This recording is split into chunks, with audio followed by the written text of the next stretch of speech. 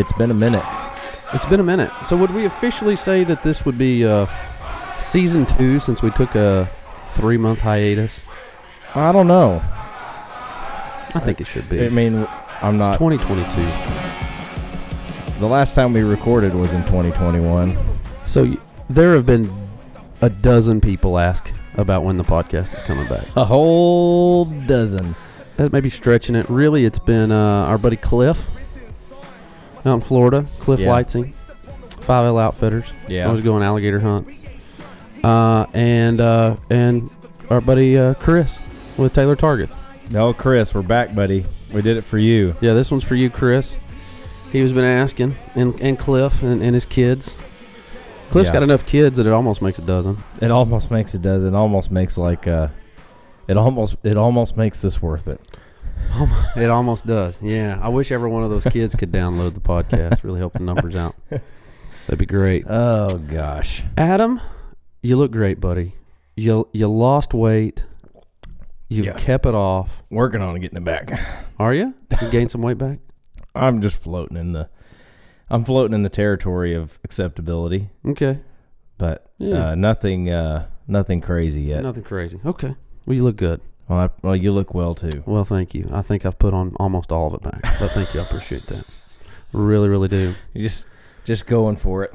Yeah, just going for it. So set up today for this took a minute because we have legit forgot how to do it. Yeah, no, it was a minute. I was like, so we have all these chords and I don't remember what to do with them. No, I didn't know what to do with them. Didn't know where they went. What was supposed to happen.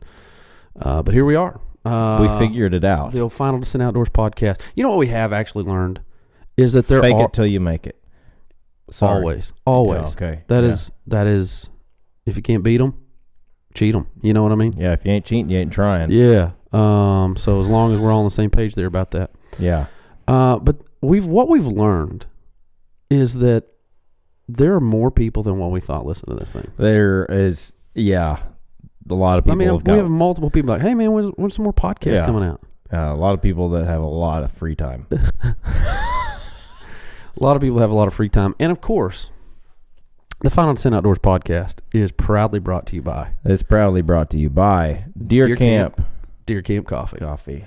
Look at this cool coffee mug they sent me. Can you zoom in on this one? Yeah, look at that. Right here? Look at that. How cool is that? Show them the handle though. I know it's like a deer antler. It's a deer antler handle. Hold on. You ready? It's very good.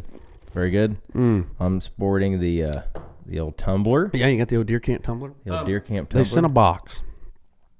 And I was going to do this big reveal. I even got a knife out. They sent us a new box with some coffee in it. And I was going to reveal it here. And I was like, oh, did I lay a knife out on the table? And Adam was in the middle of setting up, and so he half listens. I just heard knife. Yeah. And so Adam opened the box. Yeah. And I got to take a sneak peek, but no. Okay. No. Okay. Brad has not seen anything. I don't know what kind of coffee they sent in the box. I don't know what it is. Are you going to do it then? So yeah, no, I'm going to take you through a little journey of Deer Camp. Okay, let's do it. Let's walk through what we got. So first off, something. I mean, you know that I'm not a huge coffee guy. Yeah. Yeah. Yeah. And it's nice every now and then to mix things up. Yeah. And I've seen you drink more coffee in the last couple months than it has been a lot more. Remember you made me that cup of coffee in the hotel room at SHOT Show, and it burned all my taste buds on my tongue. Yeah. I mean, legit, like you handed it to me, like, here you go, buddy, and it was the hottest cup of coffee. It was. If you were at McDonald's, I'd sue you. It just came out of a Keurig too.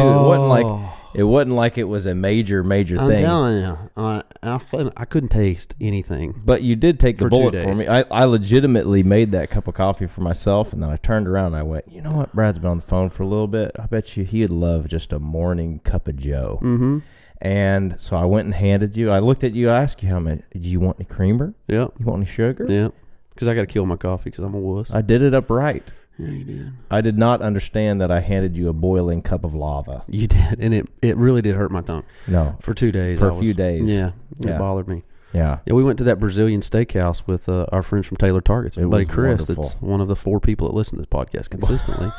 And I really couldn't even taste my meal. It was a fantastic meal. We went to this Brazilian steakhouse in Las Vegas with Taylor Targets. Mm-hmm. One of our partners makes steel targets, American made, great folks. Anyway, Yeah. I didn't get to enjoy it as much as the full. No, I didn't, because the flesh on my tongue had been You melted. kept looking over at me and going like, "Is this good?" Like, yes, it's good. Smile. It's Yeah. good. Be happy. They could have brought out a roasted possum, and I would have been like, "This is delicious. I don't know what I'm tasting." This is Spear de Fices. Yeah, It's good. Smile. Eat. Happy. Happy. Happy Brad. Happy Brad. medium rare poop. That ain't chocolate. That's doo-doo, baby. Oh, gosh. All right, let's So, reveal anyway, some coffee. as you well know, I don't like coffee, and sometimes it's just nice to have a thing that mixes it up. So they sent us a bag of Deer Camp milk chocolate, hot chocolate. Oh, man, and it's been so cold in It has Oklahoma. been so cold. So there yourself is some hot chocolate. Very nice. Okay. For All right. that. All right, because they kind of send a mystery. Like, I don't know what we get every when they send it. What else we got? It looks like we got some K-cups. We got some medium roast K-cups. Always good for convenience factor. On the go. Being able to throw them in the old Their opening Keurig. day medium roast blend. Single serving pods. Little K-cups. Very nice. Good Okay. stuff. All right. What else we got? And we also got New Year's Blast. Ooh. So we got a new blend that we have not had. I have not had this. And this is a cinnamon graham with nuts and cream. Yes. That sounds delicious. I don't know if they maybe listened. Chestnuts roasting on an open fire. Like that sounds like what you would It is. drink around It does. a fire. So I think That maybe sounds they've heard delicious. us talk about, or maybe they've heard me talk about how I'm not a huge coffee fan, and So maybe they're they're trying to like, do things hey, to make you want it. they're trying to give us some options here. Okay. And last, But for not all of least. those, That ain't not last. Well, there's some more K. Oh, we got more K-cups. Okay. Some more K cups in All here. right. Yeah. We But got a bunch of they sent us something that a lot of you guys have had this year, and that is some Deer Camp Blues. Oh, Deer Camp Blues. Yeah. Okay. Wild blueberry blend. Yeah. A little blueberry flavor. Yeah. Blueberry flavor. Blueberry flavor. Blueberry. Now I can't say it. Blueberry. Blueberry blend. Blueberry flavor. Blend. Blend. Say it. Blueberry blend. Awesome. So we appreciate our friends at Deer Camp Coffee hooking us up. We got some awesome coffee from them. Some awesome cups. Just drop that on the ground there. Sorry. Yeah. It won't stay there, I promise.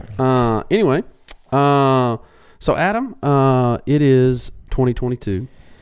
We took off a break. Hunting season just got so busy. It did. It got really busy. It got really, really busy. We had some awesome, successful hunts. Just kind of thinking back on what some of our episodes are going to be for season 12. And say it with me. 12 years. Right. Yeah. That's a lot. Some incredible hunts are going to be on season 12. You're with me. Shot my bull elk with a bow. Yeah. I think we talked about that on a podcast. I think feel we like did. Yeah. it's been so long, but that's going to be one of the episodes. Incredible. Going to be just. I can't wait for people to see it. Yeah. You know. And the other there's a ton of great deer that were killed, but some of them just kind of stick out. Is Johnny Maxwell's buck. Yeah. 214 inches. It's a monster. Whitetail, free range, south central Oklahoma. Just a giant deer that Johnny was able to harvest with Paul Powers, put a game plan together. I mean, those guys are killers, man. Just killers. So it's going to be an incredible episode. Super excited about it. Mm-hmm. No, it is going to be a really cool episode. The whole season's going to be chock full, and every year I feel like this is going to be the best season that we've ever put on, and every year it seems like it gets better and better. Yeah, every time. No, it does, man. I feel like the same, and so super excited about that. We've got some bears going to be on the show, and my misfortune of bear hunting in North Carolina with the guys from Thorn Broadheads. and how I went and sat like 20. I think I sat 26 hours, never saw a bear. And when I think we talked about that on the podcast. I was on the tarmac. Yeah, I was on the tarmac, and they sent me a text, says, "Bear down." Scott Nice with Thorne sat for, I think, a grand total of an hour and a half and shot a bear from the stand that You're welcome. Yeah. And then Roy, my nemesis. Oh, Roy Lasagna. Oh, Roy Stover Lasagna. Yeah. No, he did the same thing. Just got out there and got it done. Yeah, next day, killed one. Just got out there and got it done. Some people are just better bear hunters than me. I've never killed a bear, so I've never been able to accomplish that and get it done, unfortunately. So anyway, but all good. We got a great season 12. Can't wait to share it with folks. Adam, you didn't you weren't able to harvest an animal this fall. No, I need a big old deer camp cup of coffee of deer camp blues. Yeah, you flavor. Do. Yeah, I had a buck that was showing up, and I went out. Nice deer. It was a good deer. Yeah, really nice deer. Went out and hunted him probably 4 or 5 days in a row. Went out with my son either morning or evening, and he never showed up. And then anytime we weren't there, he showed up every time. And then right as the hunting season, I was going to really try to go hard after him late season, and they moved all the cattle. And he also ranch. snapped his G3 or G2. Yes, he also snapped his G2. G2, and he has big G2s. Yeah, he snapped his 12, G2s, and then 12-inch G2s probably. I think by the end of the season, he had also knocked off a tine. Yeah, so another tine. Yeah, it was what is what. He's not dead though. Yeah, no, I think he made it. He's not dead. I think he made it, and it's one of those. It's part of hunting. It is part of hunting, unfortunately, but lessons learned. You don't go out and get it done every time. I would probably say that it makes me question if it was an access issue, like because because this happened to me too. I hunted this deer. I hunted a golf course deer in Sulphur, Oklahoma, when I used to live in Sulphur. And I saw him cross the road onto the golf course. And I was like, that is a big deer. I mean, he's going to be pushing 160 inches. He wasn't very wide, but he was real tight, real heavy, had a lot of tines on him. And he crossed the road in front of me at the golf course. And immediately, because I was a youth pastor at First Baptist there, now known as Crossway, in Sulphur, Oklahoma. And immediately I went, what church members do I know that own ground anywhere close? How can I do this? Yeah, and so Kim Little, we know Kim, our friend Kim Little, our friend Kim, who works in Coleman, Texas. We've done media work for Full Strip Media for Coleman, Texas. Yeah, for their economic development and a lot of cool projects there. We like Coleman. Bum, bum, bum, bum, bum. Yeah. That's not really the slogan. But it is We Are Coleman. But it's not, We Are Coleman. It's not the farmer's insurance jingle. No, we just couldn't help it. Yeah, it was too easy. It was part of it. Just had to do it. Yeah. Last time I was in Coleman, Texas, you farted, and it was the worst fart maybe I've ever smelled. And I remember I was trying to drive, and I almost had to pull over. We ate chili. Oh, that's okay. Yeah. Have we told this story? I think we told that story on a podcast too. It's been so long. I don't even remember. But you farted. You ate chili. We had to judge a chili contest. I spoke that night before in Ardmore, Oklahoma at a men's event. And then they asked us to judge their men's chili cook-off. After being on the diet for... Yeah, and then we just pounded... Since the summer? Chili. Yeah. And your gut had the most gut rot I've ever... It was rotten. Experienced, and you farted, and I literally was crying. Yes, gagging, crying tears of gag. Aunt Gaggy. Aunt Gaggy got you emotional. Oh, she did. You know what my favorite part of that trip was? That old man at the burrito place on his lawn tractor, on his lawnmower. It was like. He had a couple DUIs, had some DUIs, and not legally able to drive, but hop on the old lawn tractor. But I got a mower. Got a mower. I don't really know the situation. I don't want to, say that's exactly what it was. But it was an experience. But anyway, Kim Little lived in Sulphur at the time, and she had a couple kids that were in our youth ministry, and she lived just maybe half a mile from there. And I was like, I think she had like 8 acres Mm-hmm. behind her house. And I was like, hey, Kim, is there any way that I could maybe like bow hunt behind your house? And she was like, yeah, there's a lot of deer out here. Sure, I can let you do that. And so I went in and I poured a bag of corn on the ground, put some buck blitz on top of it, slapped a camera on a tree. And I think 4 hours after I put the corn out, I had a picture of him. And he was a stud. And I'm like, oh, man, I'm going to kill this joker. I hunted him for 2 years. It seems like it would have been so easy to kill him. So easy to kill him. I ended up naming him Mistake because he didn't make one. Never did. He was so smart. And I remember technology, these cameras that we have now, one night I could have killed him. I had Adam Nicholas in the tree with me, one of our pro staffers. He was filming me. And our cameras, like you got down like 15 minutes before last shooting light. It's over. It was over, especially in heavy timber. Oh, yeah. And I watched him come out of the creek right next to Dog Trade, the old Dog Trade in Sulphur, where you can find literally anything. I actually know what you're talking about. Do you know a dog trade? I know exactly what you're talking about. There's super sketchy things. Okay. Daniel Arms told me about that last time I was down there. There's some sketchy stuff. You can buy goats, chickens, tractor parts, people. I don't know. There's all kinds of things probably for sale at Dog Trade. It gets a little sketchy down there. Vintage Spider-Man toys. I mean, it's this assortment. Like people pull up their vehicles, open up the bed, and lay out what they got for sale. This Winnebago comes with a 4-year-old. Exactly. Yeah. It's got a little sketch vibe to it, but it's right next to Dog Trade. This deer steps out of the creek like 200 yards from Dog Trade. Someone probably tried to buy him at Dog Trade. Probably. It was for sale. Anyway, steps out of the creek, and it's probably 30 minutes before dark, and he stands there. And all these deer. Oh, and this place was a zoo. This place was a zoo. There were so many deer. I bet we had 18 does and little bucks all underneath our tree. And we had this huge pine tree that we put our stands in. We didn't even have a ladder stand. We just used the pine. Oh, you just climbed up we just climbed the pine. Sticks? Yeah. Climbed up the branches, and we'd go get in this stand, and we're way up in the air. And he starts coming. Like we're down to like 8 minutes maybe of camera light. I mean, we're still 25 minutes probably from losing shooting light, legal shooting light.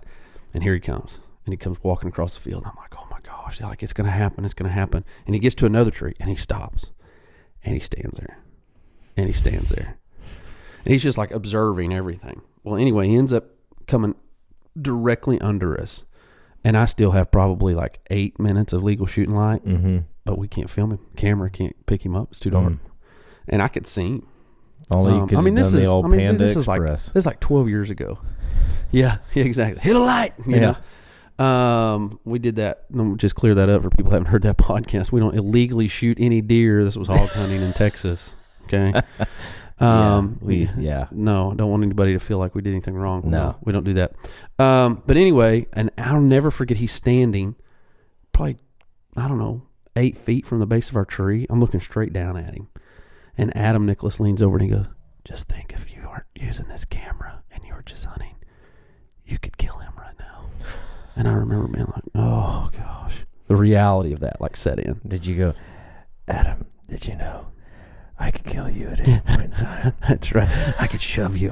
I'll cut your safety strap and then shove you out of this tree. Because you realize you could have a tragic tree stand accident. That's right. At any point in time. That's right. Yeah, it was probably a swivel limb, so it was going to break anyway. Yeah. I'm just kidding. My buddy Brett used to know that. Anyway, so I wasn't able to kill him that night, and that was the closest encounter I ever had with him. I think I saw him like 2 or 3 other times, but he never would come in shooting line. Not close enough. And I'll never forget, it was Thanksgiving Day, and I was in Western Oklahoma. I always spend Thanksgiving with my grandparents out in Western Oklahoma, rifle hunting on my family's ranch in Western Oklahoma. And I remember I came in for lunch, hunted that morning, and I came in and I scrolled through Facebook, and I saw him. I saw a Mistake with a guy. I had him on the back of a flatbed feed truck, and a guy standing there like in a plaid shirt and Wrangler jeans. Yeah. And anyway, guy was feeding cows. And Mistake had followed a doe about 1.5 miles from where I was hunting him. And guy shot him, killed him, feeding cows. Oh, I did not eat Thanksgiving. Oh, gosh. I was so sick. Oh, mistake got me. He did. He got me. Just tore up, man. So congratulations to that guy. That guy in the plaid shirt and yeah, his jeans. last name was Raymer. There's a lot of Raymers down there. I can't remember what but anyway, he shot a really nice buck. Ended up scoring 156 inches, and I think he was 16 inches wide. So he's real narrow, but wow. a lot of tine length. Just a great deer. And so, yeah, that was the old golf course buck, Sulphur, Oklahoma. So what I'm saying is I really, it's a long story to say that I feel like the reason that I didn't kill him, because that was the same deal. Like, he would show up in the daylight when I wasn't there a lot. Mm-hmm. And I probably in 2 years had over 5,000 pictures of him. Wow. And I honestly, looking back on it, I think it was access to the property. How I had to walk in. Mm-hmm. He was bedded in a way that he was able to see me and watch me walk in. He put himself in a position. He saw me come in. He saw that pattern. And I think he patterned me. I really do. I think he patterned me. And when he knew I was there, he didn't come in. I really do. And so he was smart. I chalked it up to a 9-year-old fidgeting and coughing and grunting and and all the other things that he was doing there. So yeah, it reminds me. So I was able to one of my favorite hunts this year. Man, I had a great year. Yeah, I killed a great mule deer in Old Mexico, which that's a whole story. That's a whole podcast talking about going to Mexico. Yeah. My elk killed a whitetail. I've just had a good year. But my favorite hunt, most memorable hunt, was Josiah and Sterling. My two little boys. That was crazy. Killing deer this year. Yeah. So Josiah at the time was 7 years old. Sterling was 5. And I loaded both of them up and took them out to western Oklahoma to go deer hunting. We were running late, which is typical Brad Clay, right? We're running behind, and it's like 4:30, and we get to a field, but it's a field's got a big shooting house, big old wooden green shooting house. You know the one I'm talking about. I know exactly what you're talking about. And it sits on the edge of a wheat field, but it's on the peak, and then the wheat field down below it. Mm-hmm. So you can actually walk into the field or walk into this blind, even of a morning. Yeah. And the deer won't see it because you're able to come in the backside of the blind, or you can use the blind. So we're walking in. I'm carrying, all the stuff. We've got snacks, man. We've got everything. Kids are decked out in all their camo and got their orange on. And here we go. I'm walking to the blind, and I peek up and I can see, and there's like 40 deer in the field at 4:30. And I'm like, oh man. So I'm like, all right, guys, get right behind me. And we use a blind, and we just sneak, and somehow we get into the blind without a single deer seeing us. That is enough to go home on a victory. Oh, unbelievable. So I'm like, okay, and I look, and I'm noticed there's a pretty good buck in the field, Josiah has never killed a buck. He's killed some does, but he's never killed a buck. And I'm like, there's a pretty good buck in the field. And if Sterling got a chance, he's more kind of tagging along for the ride of it all, Yeah. Anyway, so we get in, and I'm getting the camera set up. I get the camera set up on the tripod, and I'm trying to get the gun set up, and I use a it's kind of like a phone scope. Mm-hmm. Put it on the end of the scope and plug my phone in, and the kids can see the crosshairs and put the crosshairs on. You're gonna shoot him, right? Yeah. So I'm trying to get it all set up, and I'm trying to get it, and Josiah's like looking through binoculars, and you got to sit on these stools for the that's what we have for seats in there because it's kind of high windows. Yeah. And all of a sudden I hear just bang, bang, bang. I turn around. There's a random hammer in the floor, and Sterling's picked the hammer up, and he's knocking in old nails that have kind of pushed their way out of the blind. I didn't hear about that. You didn't know about this? So he's like, bang, bang. I'm like, Sterling, get it. I go and grab him. I'm like, what are you doing? And he's got a toboggan on, and it's pulled down, so he's like, it's like right here, like just above his eyeballs. It's like right here. And he looks up at me, and he was like, I was just fixing it, Dad. And I was like, not right now, buddy. Not right now. Now's not the time. Okay? We got other things to do. Yeah, you're going to scare all the deer off, So anyway, I get Sterling, and I put him up in the other chair, and he's watching all the deer, and of course he's 5, man. He's just moving around, but the deer just don't pay attention to this because this is an old homemade hunting blind that's pretty good size. It's I don't know how big you think it is in there. Enough for 2 or 3 people. You could put it's a 8 shed. people in there. Yeah, you could put 8 people in it. It's big. It's probably a shed. It's probably 8 foot by 8 foot. Yeah. It's a monstrous thing. Yeah, it's a good sized blind, but it's been there forever. And so anyway, the deer don't even look at it. They don't even pay attention to it. So Sterling's in there, and he's looking. He's got binoculars and, looking at them. And I get Joe up on my lap. This deer, he's kind of pushing some does around. I get him up on my lap, kind of line it all up. I got the camera running, got everything going. I didn't turn the mic on but it recorded the audio, but I got wind noise, so I'm gonna have to do a little bit of work on that. Yeah. I noticed because it's just in the hustle of it all. I just didn't get it. Ugh, mad at myself. Anyway, Yeah. so I get it all set up. I get Josiah set up on it, and he's looking out, and he's on it. And I, take the gun off safety for him. I said, "Okay, buddy, put the crosshairs on the shoulder, and when you're ready, squeeze the trigger. You ready, buddy? I helped him. It's just using that camera using the phone. Oh man, it's a game changer. It is. So the kids don't have to try to find the eye relief and all that stuff. And so we're resting. It's a great place to rest a gun. And so he's sitting in my lap, and I'm kind of shouldering the gun for him, and he leans in, and he's like, "All right, Daddy, I'm ready." And I said, "Just slow squeeze that trigger." Boom! I mean, I didn't even get trigger out. Trigger, you do. And he smashes him, man. Boom! That old CV8 rocks him. And that buck comes running towards us, and he just falls over dead. I'm like, "Great job, buddy, man. That's a good buck, man. I'm so proud of you." It's 3.5-year-old, buck. Probably didn't need to shoot, but it's a kid's first deer, man. We let them shoot whatever they want. They're happy, right? Yeah. So anyway, he goes out, smashes him. Super excited. Awesome experience. Well, there's this little 6-pointer that I guess been getting his butt kicked by this one.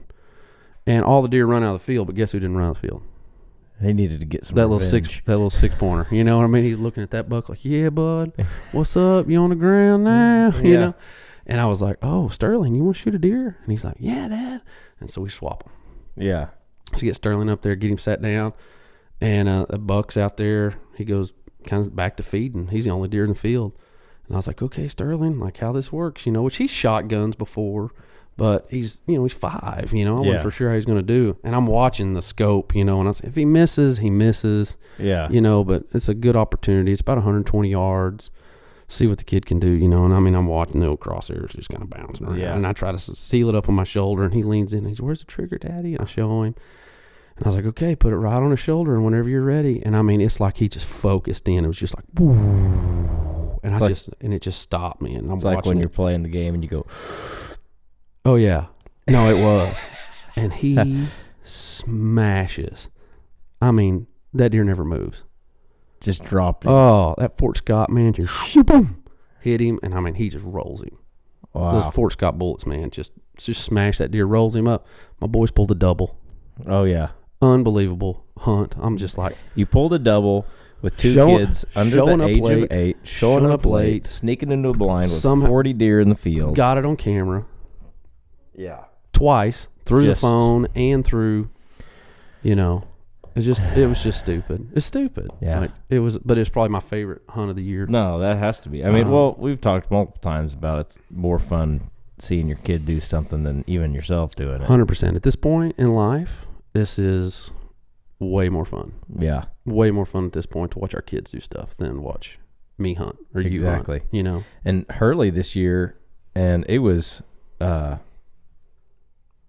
last day I saw any, but he was like, all of a sudden it was like, "Daddy, can we go duck hunt?" Oh, wow. And I was like, "What?" Like, no. And I don't know. I'm assuming maybe he has talked to some friends at school that were doing it or saw something. I don't know. But he was like, "Daddy, can we go duck hunting?" And I went, "Well, maybe. Well, let's see if we can do it." But just didn't end up getting it done. Yeah, you're not a great dad. I'm not. I'm really just hoping that he can avoid the outdoors at all costs. Maybe he could find a mentor father. Maybe who would take the time to. Maybe somebody somewhere that has some time. Do you want to put your email address out? Maybe somebody want to take your if somebody want to email me, could take over doing some job. Yes, doing some. That would be good. But yeah, no, we didn't get to go. You know what? Hey, he's 9 though. If that's something we showed interest in, we need to make sure that that's something that we do. I think my kids would enjoy going duck hunting. Yeah. I think they'd enjoy it. I know a location. Yeah, you guys got some ponds. Yeah, out there on your place. Raiden, man, we got a big watershed. There's a big watershed out there, yeah, too. There's a lot of places we could take the kids and have a good time. The thing that kind of changed his mind, though, was when I got the 20 gauge. Oh.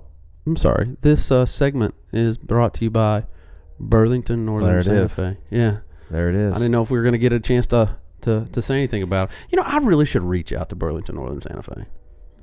It'd be worth a phone call. It would be worth at least a phone call. Just giving them a shout out. Every now and then it's healthy to be. They're not paying. I just if you guys, some of you guys might think they're paying us. They're not. They're not. I really don't think anybody thought they were actually paying. We're not technically partner I know, with Burlington Northern Santa Fe. A lot of you think that this is lucrative. Yeah. This cost us money. We've yet to break even or remotely make any dollars. Any dollars. You know what? But it's fine. How cool is it? We've had multiple people say they made spiritual decisions based off of our podcast. It has been remarkable. What did your pastor say? He says lots of things. No. What did he? Because you told him that. What was your pastor's response? I told him that, and he said, "Your podcast, yours, your podcast." Mm-hmm. I was like, yes. I mean, I wasn't even mad about his. No, it's true. Because mostly we talk about food and just dumb things that no one needs to hear about. Yeah, 100%. Dumb things nobody needs to hear about, but here we are. Yeah, talking about it. It's just part of the. If you feel like you're being obedient with what God's asked you to do, then you give him space to do his thing, Yeah, and, we don't ever try to beat anybody over the head with the aspect of faith or whatever, but obviously we're both men of faith. We're both ministers. Speaking of which... No, we're going to take it there, huh? Adam. Gosh. Me and Adam met through youth ministry. Yeah. We met through youth ministry. Taco Bueno. Taco Bueno. See, it's always food for us. It always goes back. And it wasn't even it began food. there. Well, I mean, Taco Bueno is definitely for me number two. Number two. Behind Taco Casa. But that's not even like I would go eat Taco Casa over many Mexican sit down full blown restaurants. Mm-hmm. No, it's good. So anyway. Yeah. Rabbit trail. What were we talking about? We were talking about the fact that we met through.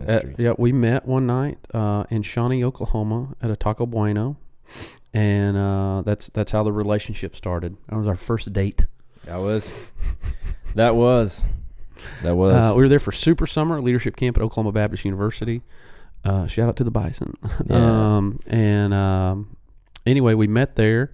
We both did youth ministry for a long time, and then we both got out, and we swore we'd never do it again. Ever. Never, ever. Right. I'm too old for it. Yeah. So Adam, who's the youth pastor at First Baptist Wellston, Oklahoma? Casey Carter. Oh, that's great. Maybe on paper, I don't know. Yeah. No. When you be with both of us, know. First off, you don't have anything to do. You're bored. You just got a lot of time on your hands. So you on a whim. There you go. Yeah. Keep going. Just don't have anything going on. But we both know what it's like when God tells you to do something and and immediately you're like, "What now?" Oh, I've been there. What now? No, that was a bad chalupa. Yeah, that wasn't God. That wasn't the Lord. That was the Taco Bueno. That was the Taco Bueno. But it really was a moment of it happened and I ignored it I told no one. I didn't tell you. I didn't tell Casey. I told nobody about it. Yeah. For about 3-4 weeks. And then I finally mentioned it to Casey, my wife. Yeah. And she just was like, But then she eventually ended up telling me that she actually started to feel that same thing as well and hadn't said anything to me. She was scared. Yeah, I didn't want to talk about it, right? So if you talk about it, then it becomes real. Then when you filter it through your wife filter and then the filter renders the same result, then you start to go, oh, okay. And then even then I still didn't tell anybody about it. Like it went for a long, long time. And I knew it was something we were supposed to do and we finally mentioned it to it. But yeah, I am the youth pastor at First Baptist Wellston right now, bivocationally. I love it. I'm super proud of you. You felt like that was what the Lord was calling you to do. I know. You ignored it. You hopped on a boat headed to Tarshish. I did. Played a little Jonah. I did Jonah. I Jonah hard. Yeah, you did. Because I said the same things. That was like, I can't be a youth pastor at First Baptist Wellston. I live in Fallas. Where do my loyalties really lie? I know. I live in Fallas, Oklahoma, just up here north of Wellston. I can't be doing this. Do your kids go to Wellston Elementary? Irrelevant. That's right. Man, I'm super proud of you though for doing that. God has not said that to me. No. So I'm just knocking on the wood. That's plastic. Oh boy. This isn't. There we go.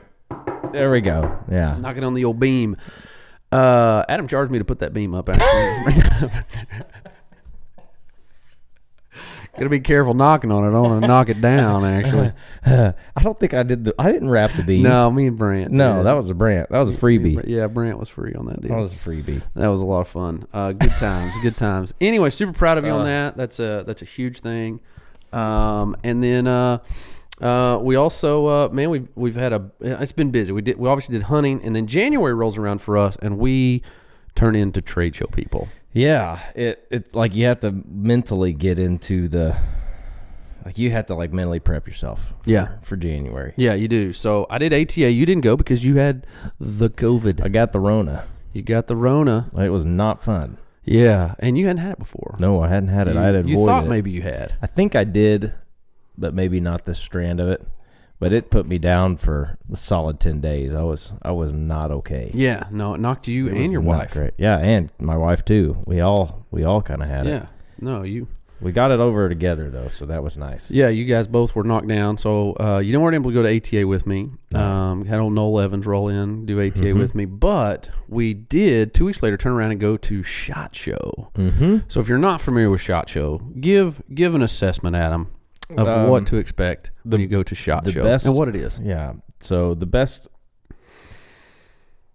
metaphor or analogy that I've ever heard from it came out of your mouth, which is when you walk into SHOT Show, you feel like you are 3 inches shorter than the carpet. Yeah, you're 3. I was 2. I always say 2 inches, but you're a little shorter than me. I'm a little bit. I felt smaller. Yeah. No, it is. It's massive. It is the largest gun. It's the largest anything that I've ever been to. Just the fact that you walk down the aisles and you're like, oh my gosh.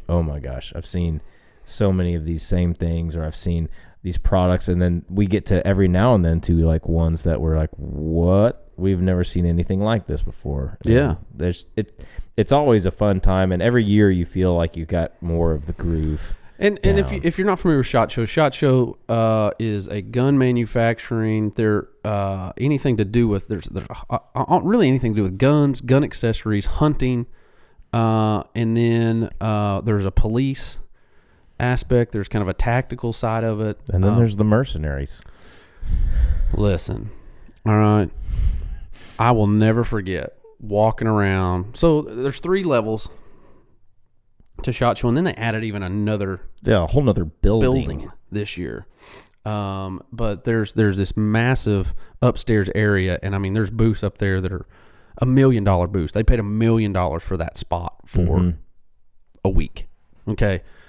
Unbelievably giant. I mean, there's just so much money in the gun world, right? I mean, you're talking about big companies that got military contracts, just incredible.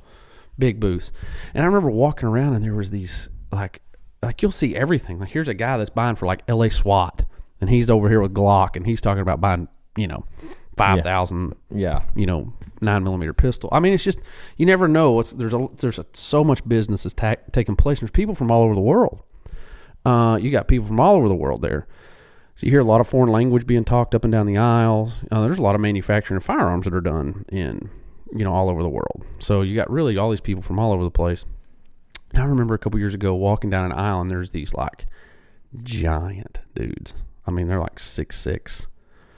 They're like wearing like designer Armani suits. They're wearing black sunglasses inside. All right. And they've got like neck tattoos coming up out, Yeah. You can tell that they're wearing full suits to cover all the bodies that they've tallied on their arms. They're scary looking dudes, and they're like speaking like Eastern European languages, yes. like guten Tag, like you're like, what, okay. Yeah. Anyway, I remember asking a guy, I knew a guy that worked for Century Arms at the time, and we were kind of by their booth, and I said, man, who are these guys? And he's like, they're mercenaries. I'm going to leave. Oh, paid mercenary fighters that are here buying for their mercenary armies.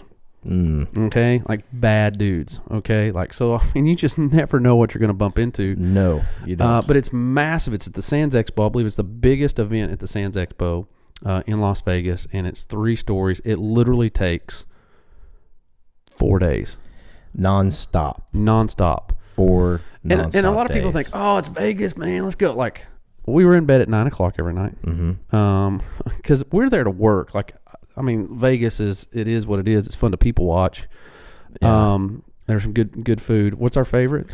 Oh, one of the main reasons I still like going is because of El Gordo tacos. Oh, if you've never El Gordo's done El Gordo tacos in Las Vegas, they're just phenomenal. It's so good. We met our buddy Tyler I was his youth pastor when I was in Sulphur. Mm-hmm.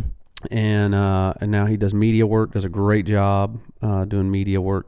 I mean, he's an incredible videographer, editor, works with a lot of outdoor companies. Anyway, he ended up meeting us there, and we supped. Oh. We supped. We supped so hard. Good. So good. It was really good. It was so good. Yeah, it's just one of those things you go back in rounds. Mm-hmm. You do one round, and then you set for 30 minutes and talk. Yes. You let that settle, and then you go put a second layer in it. It is. Yeah. It is. It was so good. But SHOT Show, we got a lot of companies that are there that we work with, that are partners of ours, and so we get to go. And the reason that we go for Final Descent Outdoors and for Full Strut Media is that we are connecting to current partners and then looking for new partnerships. Yeah. And some of our current partners were there. Obviously, Taylor Targets. We CVA muzzleloaders and rifles. There was Fort Scott Munitions is there, and then, man, one of them, like, we were the booth of JTS shotguns. Yeah, they didn't tell us they were going to do it. No, they didn't.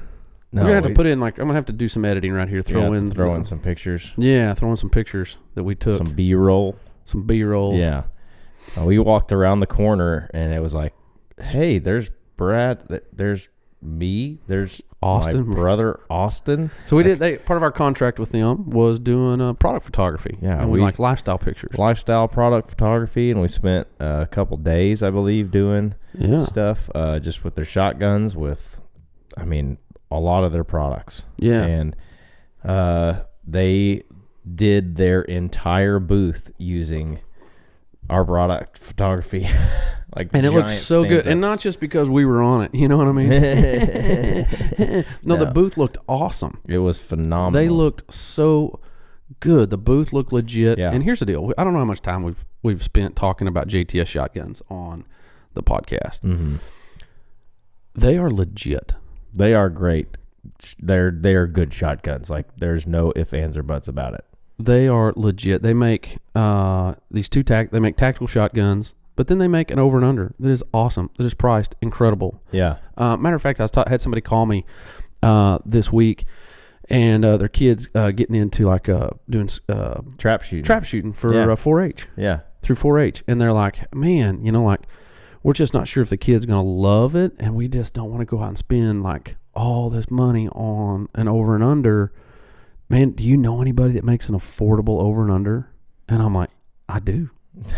Actually, I happen to know somebody that makes a really affordable over and under. JTS's over and under, like, incredibly affordable. I was like, this is a great shotgun. First, it's just a great shotgun. Like, it's my one of my favorites that they make.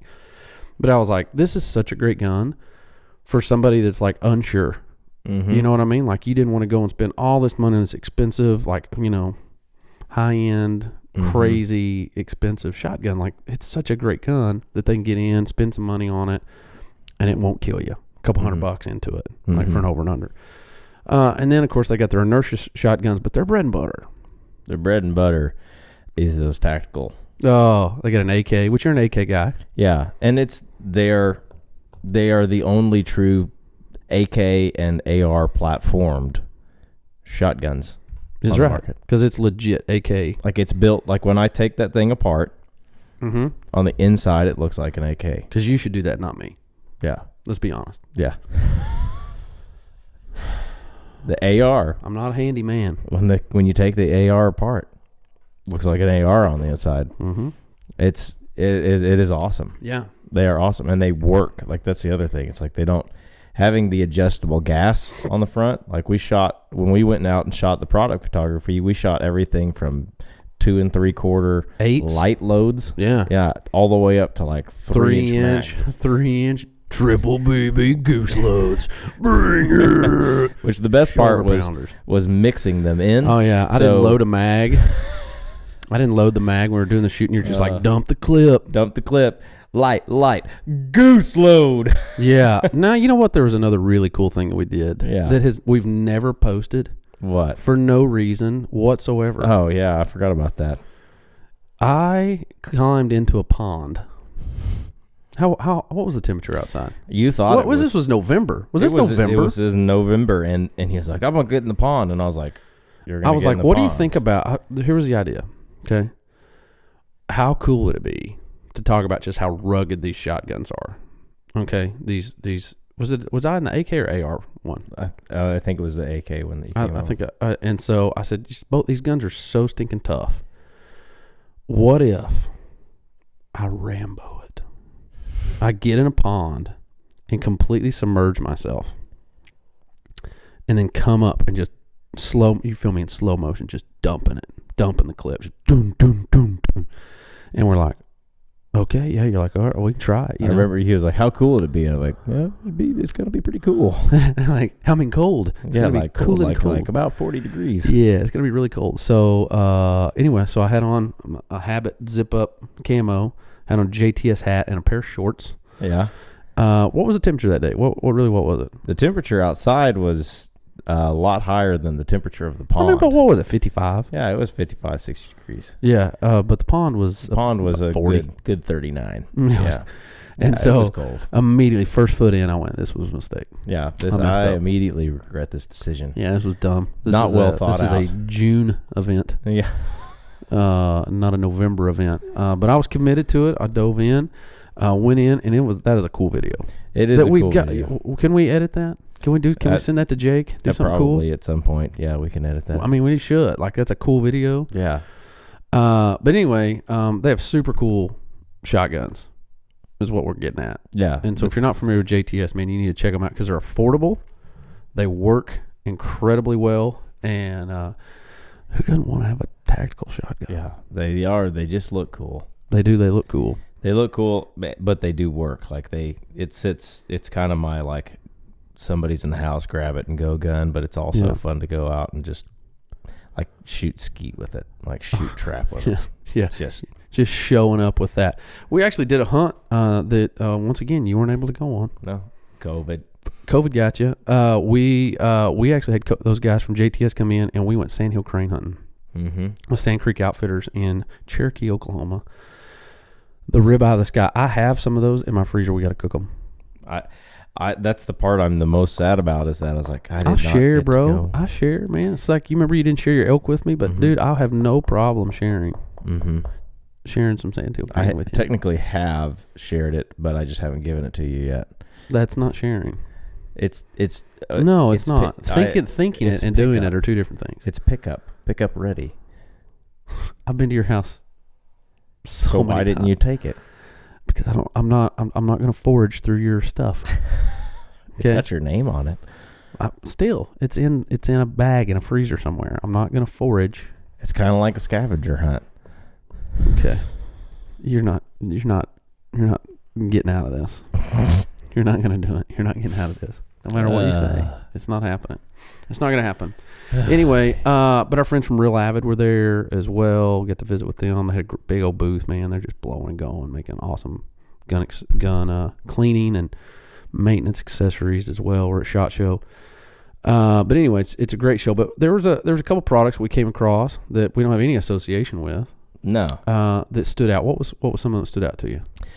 One of them that stood out that I believe you even got to use since then was the Creed Outdoors Gunsling. Yeah, the sling saddle. The sling saddle. This thing is ingenious. It's like a $20 item, right? $20 item, and you clip it to your backpack here, and you clip it to your belt or your backpack here on your waist, and you throw your gunsling over it, and it basically just locks it onto your body. And your hands free position that you need it to be. Yeah, your hands free, because when you're walking with a sling, so I took it with me, went to Old Mexico on my mule deer hunt, and it hooks onto your strap of your backpack up here, and like you said, you got a little deal hooked onto my belt, and you throw your sling over it, and it's just a little hook deal. It holds it in, and then a little hook deal on your hip, and it kind of able to move, but it allows me to be hands free as you're going up and down these canyons and up these big rock faces in Old Mexico looking for mule deer.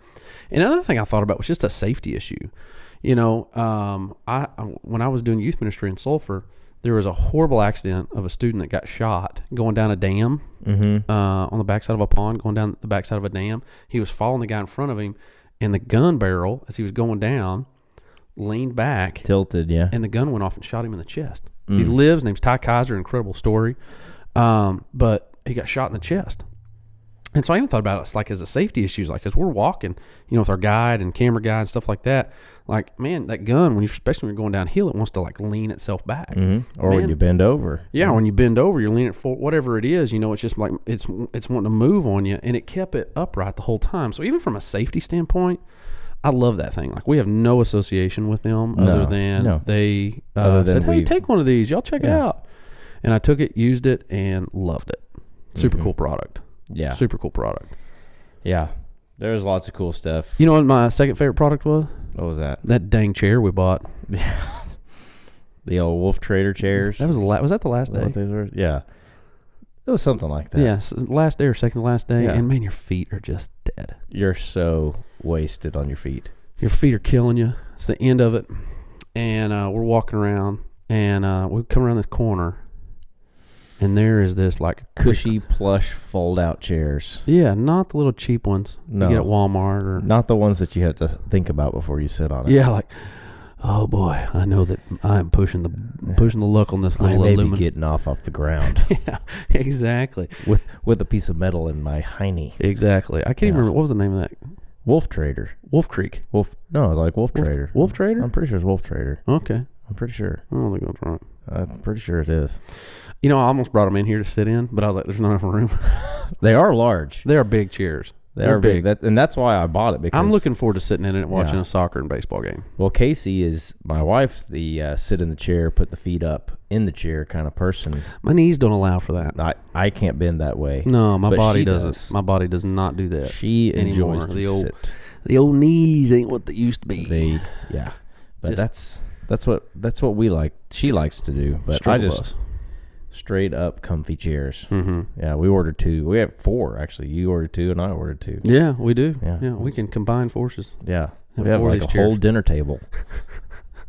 Yeah, we definitely could. They're great chairs. And so we just ordered them. They're doing a show special. What was that, $100? Yeah, it was great. I mean, basically like half off. Yeah, it was half off. You order them here, they shipped them out. But boom. And I took them out to set at my brother Austin, his wife, my sister-in-law. I guess she had her birthday, and I was sitting outside around fire, and I brought those chairs up and sat in them, and everyone was the like, hit. It's the hit. What are those? Those are the coolest things. What are those? You're the hit. You're the hit of the party. And then on top of that, I was also wrapped up. I was wrapped up in a little warm blankie. Oh, okay. A warm blankie that we call. That's right. That we call the cozy. That's right. The battery operated. All right. So this is how we cozy. So this is how we go out on this podcast, because this was a God thing. Yes, this was crazy. So it was the last day, and what was going on? So we had SHOT Show going on, but also Safari Club International was going on. Same town in Vegas. Safari Club International, and I have some dream hunts that I want to do before I die or Final Descent dies. Either way, right? Or I die on Final Descent. Exactly. I do have some dream hunts on some things that I want to do. Yeah, that's how we're going to go out. All right. The arms of the angel. Oh, I just imagine if there were people that have actually made it 54 minutes into this, they just turned it off. They said, well, that was it. That was enough. We're done. I'd love to have some comments from people at this moment. No, I heard Adam sing. No, I made it. I made it past that. I made it past that. I made it to minute 55. I made it to 55. Anyway, so Safari Club was going on. I do have some dream hunts I want to do. My ultimate dream hunt is a New Zealand red stag. Yes. Oh, Adam. I want to go to New Zealand. I want to hunt a red stag. I want to shoot a really, really nice red stag. Hear them roar. Oh, man. Like, it's a dream to do it. And I know, like, I'm going to have a good chance. I want to go talk to some outfitters, and they would have been at Safari Club that do those hunts. And there's some other hunts, too, that are dream hunts that I'd like to do at some point. I'd like to kill a nice moose. It's rich man game, but I would love to do that. And so just have some dream hunts. And I kind of told you, I said, man, if we can push really, really hard, then we might be able to go over there. The last day we're in Vegas, maybe we can go spend some time at Safari Club. Yeah. And we did. We pushed. We pushed hard. And what were we like? 3 aisles? We were like, okay, I think we only have maybe. We didn't really have a good count. Like, I think we were like, we have just 2 or 3 aisles. Yeah, we don't have very many that we need to go hit. Like, we could knock it out in an hour and a half. We could go. But we flew out that afternoon, so it was like. And I remember, like, you were like, hey, that morning, she's like, do you want to go back and finish SHOT Show, or do you want to go to Safari Club? Or are we going to go over there? Selfishly, because here's the deal. I was selfishly wanting to go to Safari Club because I wanted to try to line up this dream hunt. I wanted to go find a red stag hunt. Yeah, and so maybe somebody would work with me on being featured on the show. A whole bit. I wanted to see if I could pull it off. That does not benefit Adam. No, I'd probably take you. I would go. I'd probably take you. But it doesn't benefit Full Strip Media. It doesn't, you know what I mean? It doesn't financially help your family. It doesn't help mine either, actually. Hurts it. But anyway, so I was like, hey, let's go. Or you were like, hey, do you want to go to Safari Club? And I sat there for a second. I said, no, man, let's go back to SHOT Show. We've got a couple aisles. Let's just go knock them out. Yeah. And then we'll go get our stuff and we'll leave. And I was fine doing either one. Yeah. Really was. And so we ended up going to SHOT. We hit the lower level, walk down an aisle, come back around, and I'm walking past a booth. And here's this booth with, like, heated blankets. Mm-hmm. And I'm looking at it, and I see, like, a mom sitting in a chair, like at a sporting event, like with a kid bundled up in a blanket. And then I see this hunter, like with this blanket on. And I hate being cold. Mm-hmm. And I saw it, and I was like, okay, that's kind of cool. And I stopped, and you kind of kept going. Mm-hmm. And I stopped, and I kind of stepped into the booth, and you come back around, and a guy strikes up. And he's like, hey, guys. And he's one of their guy that works for him. We start talking. Yeah. And he's kind of telling us about the product and what they do and how it's this battery packed and you know, these blankets. And then you also charge your cell phone on it. Like, it's just a really cool product. Yeah. And we get to talk, and he goes, I want you to meet our owner. And we're like, yeah, man, that's great. And, you know, it's a big booth, pretty good sized booth, like a 10 by 20. Yeah, 10 by 20. 10 by 20 booth. And anyway, guy was like, hey, you know, we sit down, and he said, you know, starts talking about the product. He says, before I go any further, you know, he's like, I'm a believer. I'm a Christian. And he just kind of starts telling about his story of the product. And me and Adam are like, we're both licensed ordained ministers. Yeah. Like, we're faith-based hunting show. Like, yeah. You know, and so, like, he's like, so tell me about y'all. And so we just tell him about us. And it's just like this moment of like like-minded individuals all coming together. Yeah. And what was so cool, I don't know if anything's going to really work. I mean, we're going to help a little bit doing some promotional stuff for the product. We've had lots of conversations, and we're going to do some stuff. But what was really cool was he had just prayed. He said, he goes, 2 minutes before you walked in the booth, I gathered all of our employees up, and we prayed on the SHOT Show floor and said, God, direct our steps to people that we're supposed to meet today. Mm-hmm. And he said, 2 minutes later, you come in, and here you are standing in our booth. Yeah.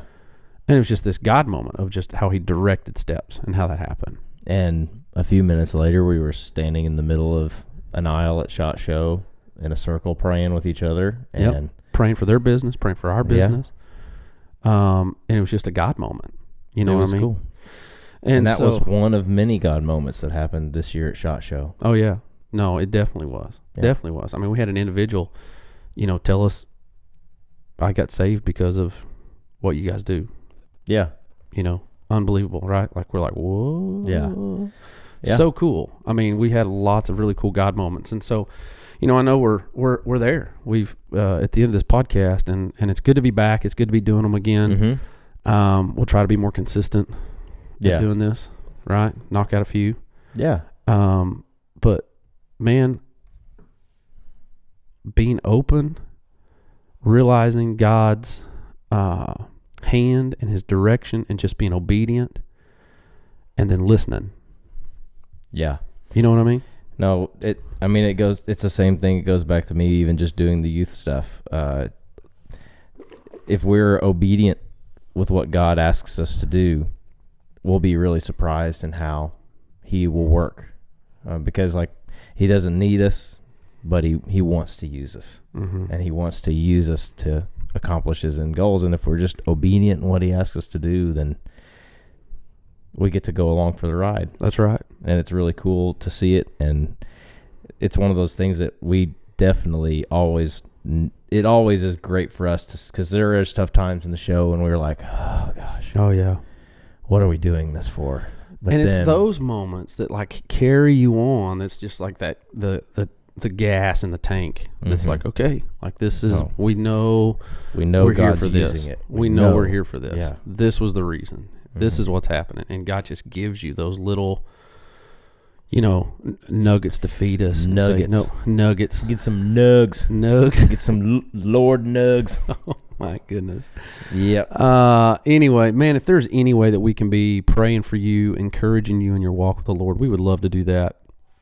You can go find us on social media. You can find Final Descent Outdoors there. You can find, go to our website, go to finaldescentoutdoors.com, send us an email, let us know how we could be praying for you and encouraging you, in any way. Maybe you're struggling in your walk with the Lord. You haven't heard his voice, and man, I don't feel him directing me. Man, we'd love to encourage you on doing that, and just know that God is there, and he wants to give you those nuggets. Them nugs. Encourage you, man. Them Encourage you. nugs. And maybe this podcast is that encouragement for you. I hope it is. I hope it is too. I hope it encourages you to dive into the Lord, grow closer to the Lord. And, so. Yeah, I hope if you are struggling you feel like God's calling you to do something and he's asked you to do something, we would encourage you just to be obedient in it and watch what he'll do. That's right. Watch him. Awesome, guys. Thanks so much for tuning in to today's podcast. We'll see you next time. Probably. More than likely.